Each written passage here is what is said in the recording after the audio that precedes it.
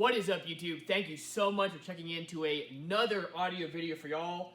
Again, today we are in the Kicker series, and this is probably the most requested sub for the Kicker series. Of course, the Kicker Comp R, in my opinion, one of the best value overall Kicker subs you can get. Stay tuned.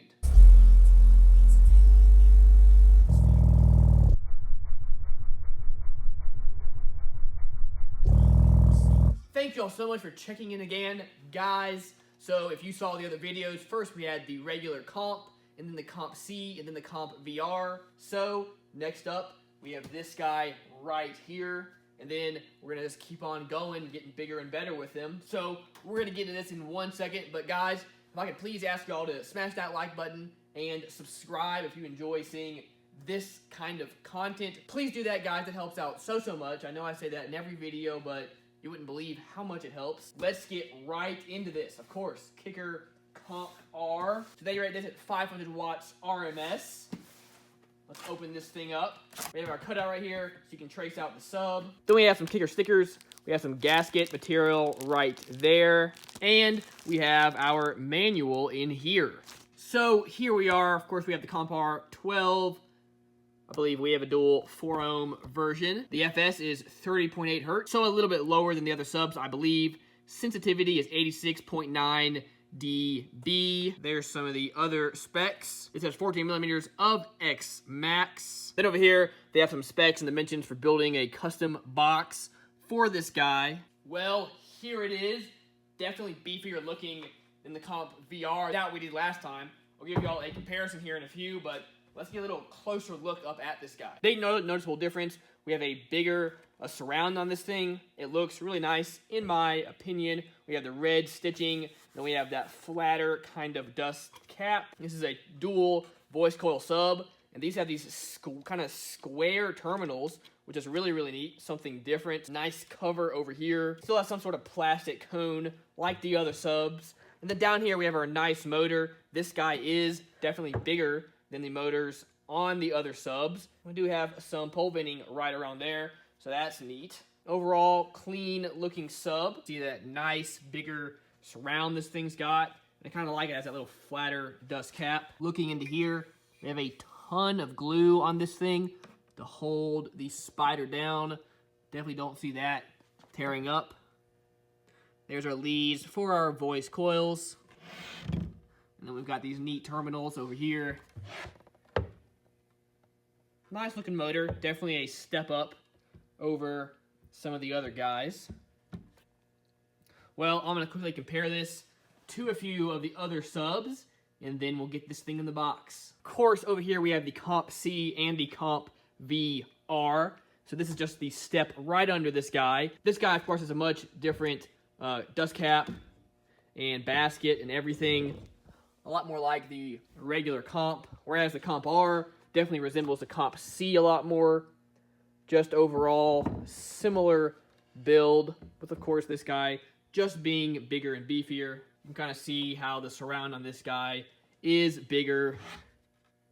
And then the motor does look a little bit bigger than the Comp VR as well. And certainly a lot bigger than what we got on the little Comp C. But other than that, not a whole lot of difference. We do have similar looking spiders and tinsel leads. However, there does seem to be a lot more glue on this spider, and it's got that kind of black glue, where this has got more of a clear looking glue. Anyway, yeah, there's just a little comparison for y'all. Let's get this guy in the box and start testing her out.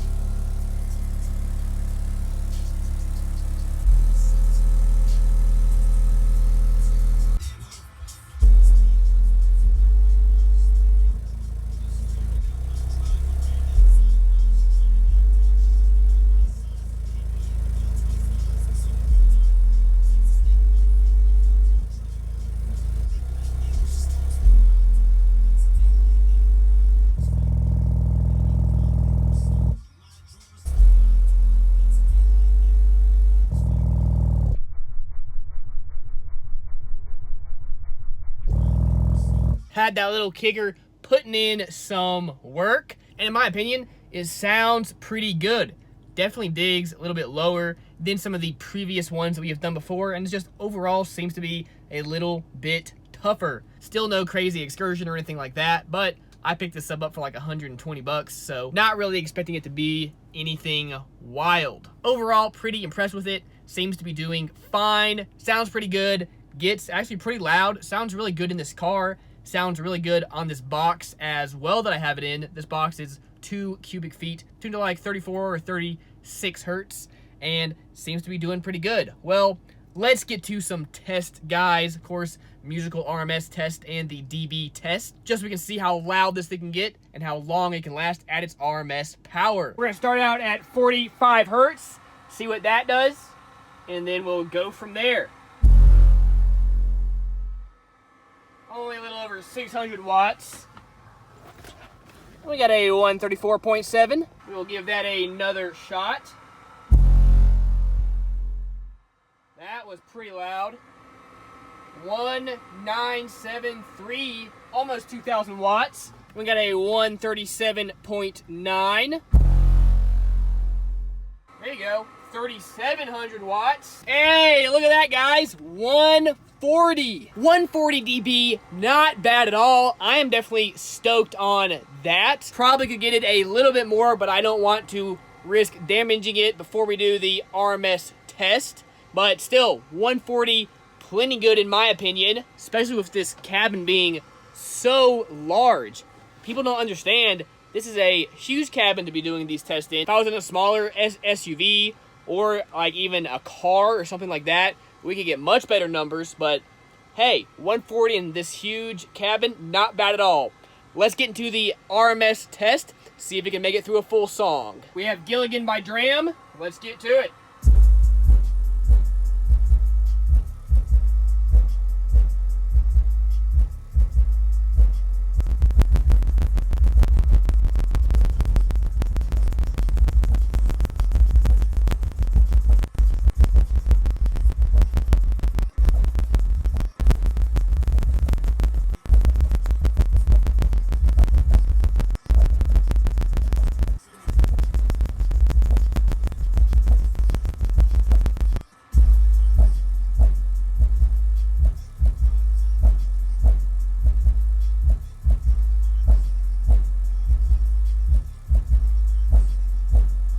Well, Basshead family, that is one more kicker review for y'all. Stay tuned. Next, we'll have the Kicker Comp VX. Cannot wait to get that guy in and review that for y'all. And then the Kicker Comp Q will come after that. I have wanted to try out that sub ever since they came out back several years ago, so cannot wait to have that in here as well. Y'all saw there, made it through both tests pretty well. Very happy with a 140 dB, and again, I think I could have got louder if I really wanted to push it, but don't want to damage the sub, and made it through the RMS test no problem as well. I did kind of sort of smell it a little bit, but I think some of that probably just break-in smell. I did not let this thing break in as long as I probably could have, so that's probably what that was. Again, sub didn't have any issues whatsoever. Happy to see Kicker making it through just fine. Now, I think these things generally retail for like 150 bucks, but you can get like open box ones for like around $115 or so. That's about what I paid for this, and in my opinion, for that price, this sub is not bad at all. Especially if you got like 2 of them in Kicker's custom box that they make, these things are pretty awesome. Or for that matter, if you just got 1 of these in the custom box that they make for these things, that is a great and easy way to get a really decent sounding setup without having to go through the hassle of building a box or something like that. But in my opinion, if you do want to put in the extra work, you can probably get something that would perform a little bit better for around the same price. But anyway, y'all let me know, what do you think? If you absolutely love Kicker, obviously you're going to want to go with something like this. Definitely a great value sub, in my opinion. Well, as I said, stay tuned for more videos coming. Of course, always have some exciting stuff going on here. More Kicker reviews. Then I've got that little 6.5-inch SoundCube sub. We're going to be pushing that little guy to the test here soon. Box just came in for it today, so stay tuned for that, guys. Anyway, let me know what you all want to see me review here on this channel, guys. Drop them in the comments below. Really appreciate y'all. If y'all want to pick up this sub or this box that I used, I will leave a link in the description below to where you can get that. Should you purchase something on eBay or Amazon, after clicking on one of those links, I get a little bit of a commission, and that helps out the channel so much, guys. It really does. So I really appreciate it, and I appreciate each and every one of you. Well, stay tuned for more videos, guys. Keep basing on.